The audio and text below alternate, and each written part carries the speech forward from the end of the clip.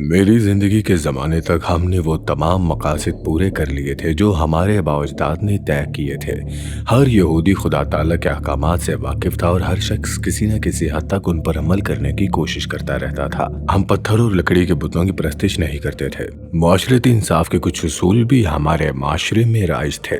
हमने अहकामात पर अमल किया, पर हमने गलती की जिसका एहसास हमें तब हुआ जब जनाब मसीह ने उसकी तरफ निशानदेही की। जनाब मसीह की आमद से चंद सदियों पहले सारी यहूदी जिंदगी इबादत खानों के गिर्द मरकूज थी, जहां वो किताब मुक़द्दस का मुताला करते और खुदा ताला के अहकामात पर अमल करने का तरीका सीखते थे। जब आप किताब मुक़द्दस पढ़ते हैं तो आसानी से ये तासुर मिलता है कि कदीम इब्रानी कौमों ने अपनी तालीमात को ज़्यादा अच्छी तरह नहीं सीखा था। वो कुछ अरसे के लिए खुदा ताला के ताबे रहते, फिर नाफरमानी करते और उससे दूर हो जाते और उस नाफरमानी की सज़ा भुगतते, और फिर खुदा ताला उन्हें बहाल कर देता। वो नेकी की तरफ आते और वापस रुजू कर लेते।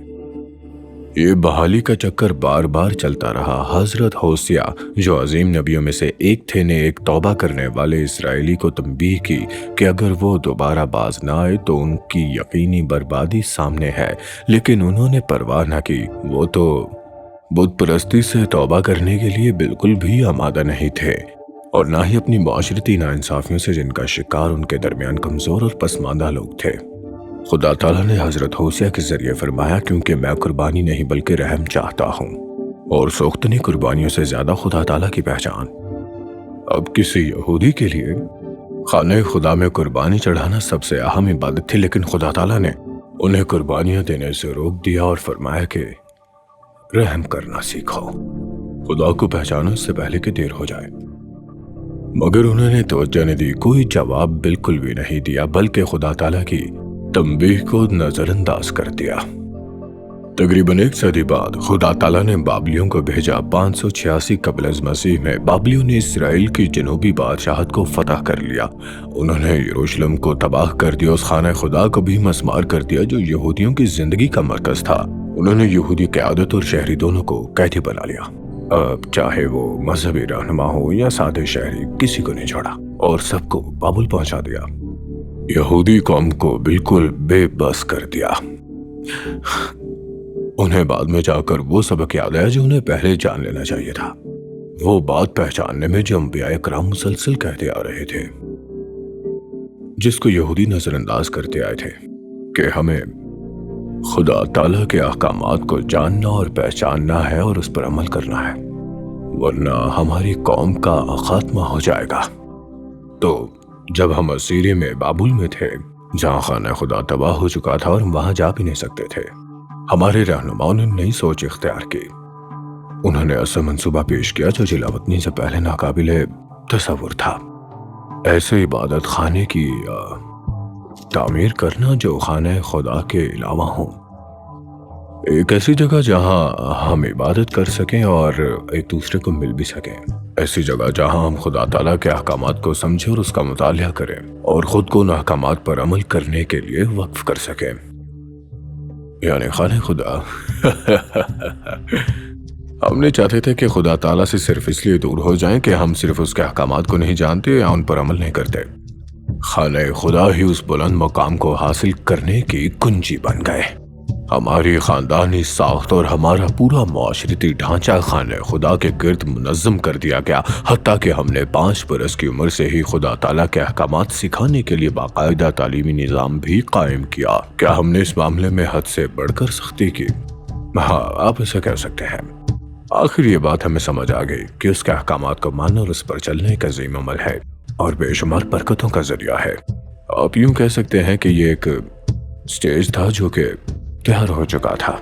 इब्रानी जुबान में जो हुक्म के लिए लफ्ज इस्तेमाल होता है उसे मिसवाह कहते हैं। इसका मतलब है हिदायत या हिदायती फरमान, लेकिन इससे बढ़कर इसमें यह तस्वुर भी शामिल है कि इंसान खुदा ताला की तरफ से मिलने वाले नेक मौके को थामे और नेक काम अंजाम दे जैसा वो चाहते हैं। मिसाल के तौर पर, हर दरख्त का फल खाओ, ये हुक्म है आज़ादी का जो इंसान को जीने का पैगाम देता है।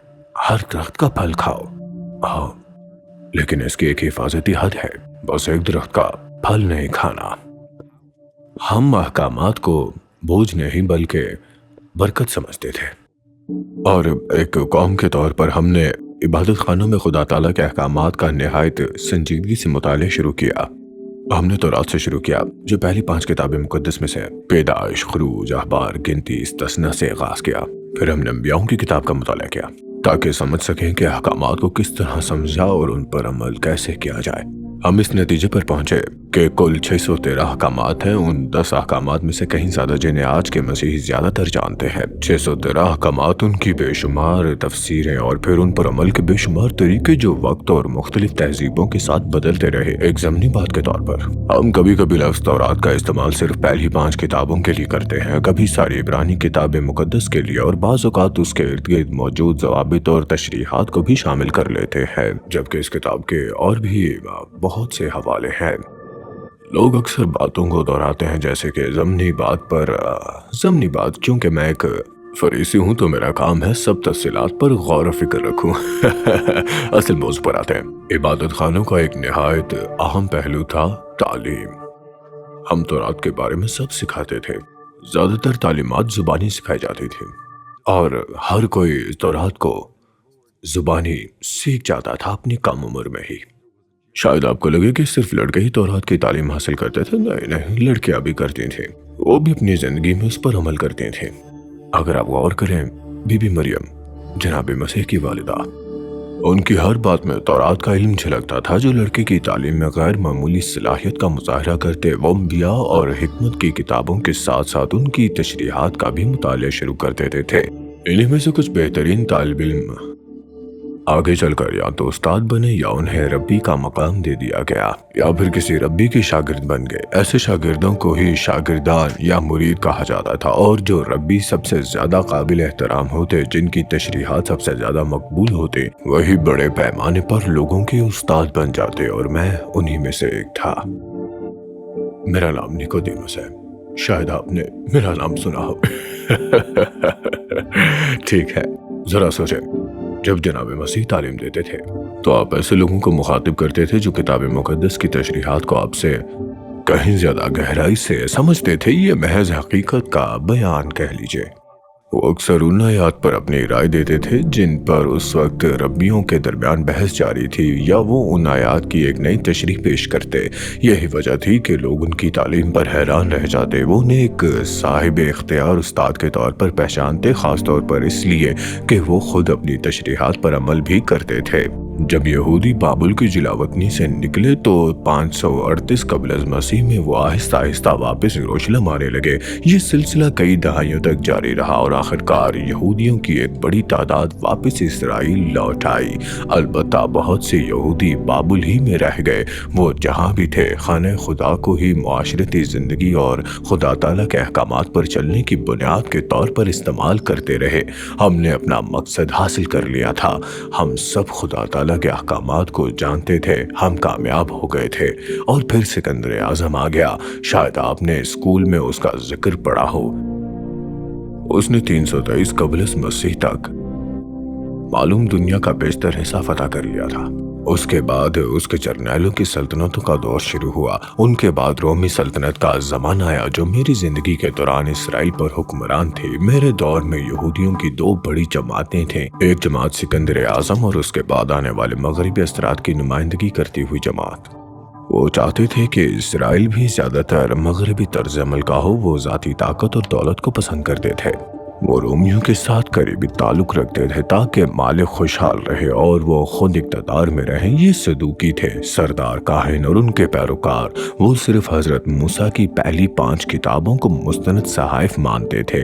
यूं खाने खुदा हमें मुत्तहिद रखने में नाकाम हो गई। दूसरी बड़ी जमात मशरकी तर्ज जिंदगी और नुक्ता नजर की नुमाइंदा थी। इस जमात की सोच और काम करने का तरीक़ाकार पिछली जमात से अलग था।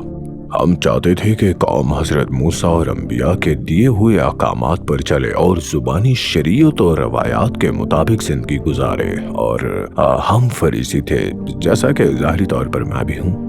जनाब मसीह अमूमी तौर पर फरीसियों की तालीमात को सराहते थे, अलबत्ता उन फरीसियों की तनकीद करते थे जो अपनी तालीमात पर अमल नहीं करते थे, और ये तनकीद बजा थी। बाज़ औक़ात जनाब मसीह कई अहकामात की तशरीहात से भी इख्तलाफ करते थे और ग़ालिबन आपको कई रहनुमाओं की तफसीरों से भी इख्तलाफ होता। बस ये बात जहन में रखें कि उस वक्त यहूदी सियासत और क़यादत भी किसी दूसरे ज़माने या मकाम की तरह थे। चंद बड़ी जमातें, चंद छोटी जमातें और हर एक के अंदर मुख्तलिफ आरा का तनवुर मौजूद था। जब किताब मुक़द्दस में किसी लेबल का इस्तेमाल किया जाता है, जैसे यहूदी रहनुमा, फरीसी सनहेड्रिन या हजुम, तो एक मुत्तहिद सोच रखने वाला गिरोह नहीं होता था, बल्कि मुख्तलिफ नज़रियात और आरा रखने वाले कई गिरोह उस एक नाम के तहत शामिल होते थे। अब आखिरकार बात यही थी कि सब जानते थे कि हम सब जानते हैं कि खुदा ताला हमसे क्या चाहते हैं। हमने महसूस किया और उनकी चाहत पर गौर व फिक्र करना शुरू कर दिया।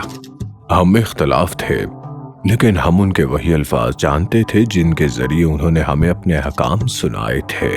अब स्टेज बिल्कुल तैयार था, लेकिन ये चीज जो हमसे छूट गई है, एक अहम नुक्ता जिसे हम सब ने नजरअंदाज किया, बावजूद इसके कि खाना खुदा, अहकामात और मुख्तलिफ फिरके सब मौजूद थे। हजरत होसिया नबी ने भी इसकी निशानदही की, मगर हमने इस पर ध्यान नहीं दिया